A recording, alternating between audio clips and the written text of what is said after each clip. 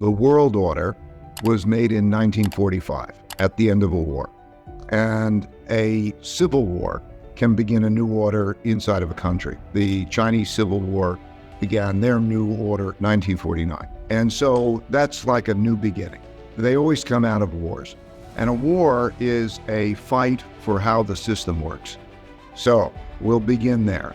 After the fight of how the system works, it's a great leveler. It gets rid of a lot of the debts and it starts over. And then there's a new power. In the United States, the New World Order, it was an American world order because the United States won World War II. It had 80% of the world's gold. Gold was money. It had the dominant military power. It had nuclear weapons.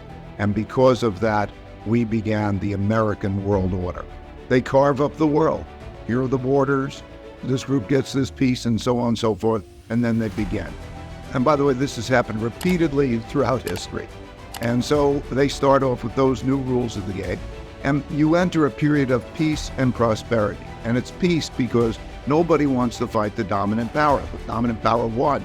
And there's a change in psychology really that you're dealing with.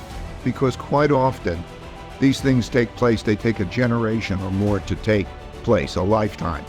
And the people who enter the war do so boldly. But everybody who enters the war and then goes through the war wish they never went through the war because it's so terrible. But they come out and the war is over. They want peace, they want productivity, and so on. And it's a great leveler, less wealth gaps and so on. And they work well together and they build a period of peace and prosperity. That is a long period of peace and prosperity. But during that peace and prosperity, more and more prosperity takes place, and they increasingly bet on that prosperity. And people get more in debt. And so you see the debt levels rise, and you see naturally, as prosperity comes, it comes in unequal ways, and some get richer than others. And so wealth gaps rise. And then those wealth gaps increasingly create opportunity gaps because the rich people have more resources to educate their children and of them the benefits. And so that happens over a period of time while the economy gets more indebted. And of course, as time progresses, other countries also rise. Those maybe that even lost the war, like Germany and Japan, they rebuild and they become competitors. And so what was a unique power of having won the war becomes less unique as there was more competition. And then you get a new generation of people who have a different mentality. They get used to those benefits and so on. And they are, let's say, less cautious in their financial behavior and so on.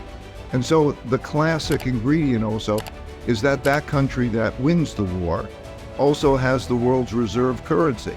Because, okay, you need a currency to transact internationally. It's like a language, you need a language to transact internationally.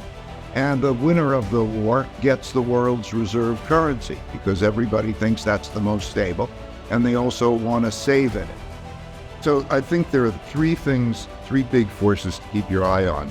And when you see them in their cycle, then it's clear. First, are you earning more than you are spending? I want them to look at it as the country, but the country's nothing more than the aggregate of the people. And so when you look at those three forces, I want to make sure that they're clear and you could align them up and you could see where you are. Is the country earning more than it's spending and building savings? Or is it spending more than it is earning and creating debt? Because one man's debts are another man's assets. And when somebody is holding those assets and they're producing a lot more of that money in debt, money goes down in value as they produce it to produce that buying power. And then that gets people bad returns. It produces a higher amount of inflation. And then people get out of cash and bonds. And that produces rising interest rates while there's rising inflation. And that produces stagflation. So I want them to get the mechanics of that because that's happening now. You could see it. This is not controversial. We are producing a lot of debt. We're spending a lot more than we're earning. And as a result, they're printing a lot of money. And the printing of a lot of money creates a lot of inflation. And with that inflation, cash is trash. You don't want to hold cash, and you get out of that, and that causes rates to rise. And that's one of those three factors. So you can see it happening. The second force is the internal conflict force, how you are with each other. Are you operating cohesively, common mission, and moving in the right direction, the system working? Or are you at each other's throats? Is the system threatened? Because history's shown when the causes that people are behind are more important to them than the system is in jeopardy. And that is a risky situation. It's a risky situation because it produces disorder and it can produce a form of civil war. And at those times, when you have that, you see greater and greater polarity. In politics, it shows up at greater and greater populism of the left and populism of the right. And populists want to fight for their side. They're not moderates. Moderates want to work together to try to find a compromise that's best for the whole. Populists appeal to their crowd by saying, I am fighting for you, and they will fight each other, and that fight can be at the threat of the system. So in history, for example, we saw 4 democracies in the 1930s choose to become dictatorships as one side fights to the other because they become so disorderly. And we have a system right now that you could see that it is possible in elections that neither side might accept losing. And so the system becomes in jeopardy, and you see that the moderates leave the system. It can't be moderate. You have to pick a side and fight. And so you see this in the French Revolution. There were moderates in the early part of it, that recognizing that there were problems and wanting to work together. The moderates got guillotined. Polarity began. The same was true in the Russian Revolution. The same was true in the Chinese Revolution, the Cuban Revolution, and so on. Polarity gets greater and greater as there's a greater intensity to fight. And that is the internal piece. So that's the second force. And the third force is the rise of a great power, the geopolitical force that's going on, that we're seeing today with China and Russia and so on, and how that's changing.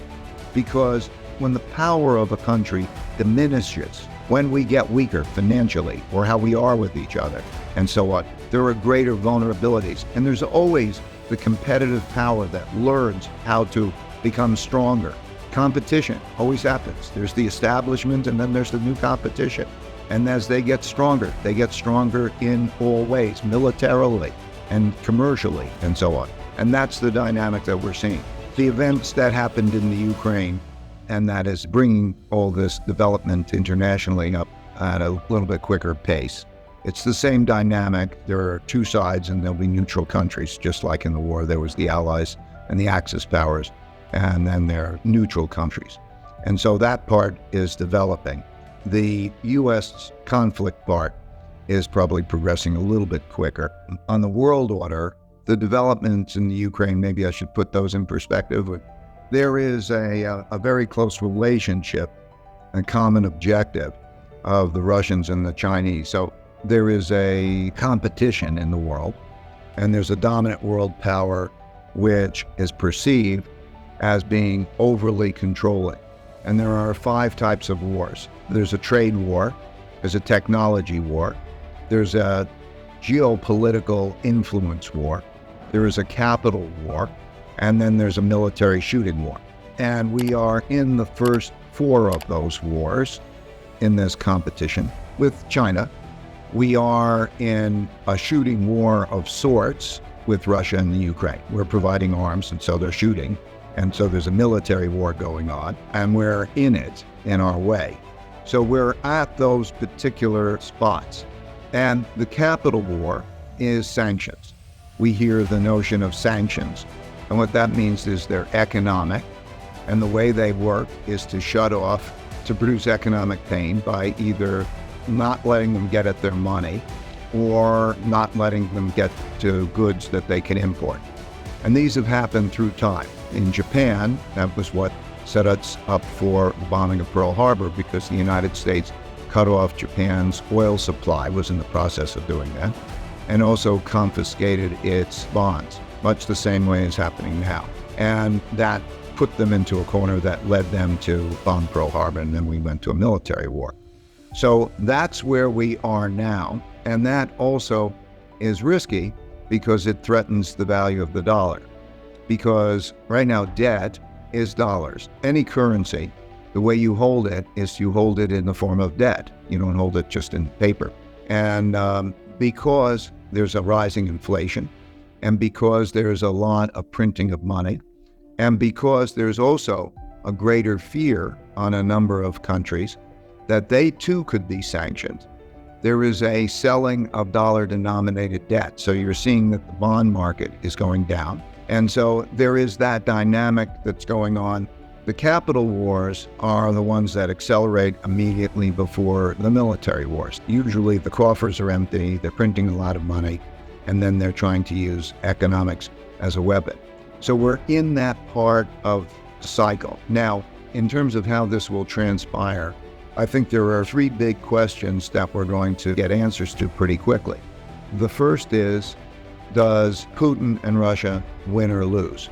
I'll describe win as what he wanted at the outset, which is win for Russia would be to have the Ukraine be some non-threatening position, such as a neutrality, a guaranteed neutrality, and for Russia to have control over eastern provinces, and for Russia not to be economically devastated, instead to be maybe have it something like a 10 or 12% decline in GDP, and for Putin to be in power.